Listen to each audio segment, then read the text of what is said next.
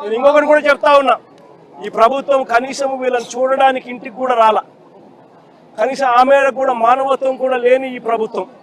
నేను ఇలా ఈ కుటుంబ సభ్యులకు అందరికీ కూడా ఒకటే చెప్తా ఉన్నా, ఈ చెల్లికి చెప్తా ఉన్నాను, ఈ తల్లికి చెప్తా ఉన్నాను, చిన్నకు చెప్తా ఉన్నాను, ఈ ప్రభుత్వము స్పందించకపోయినా కూడా ఎవరు భయపడాకండి, బాధపడాకండి.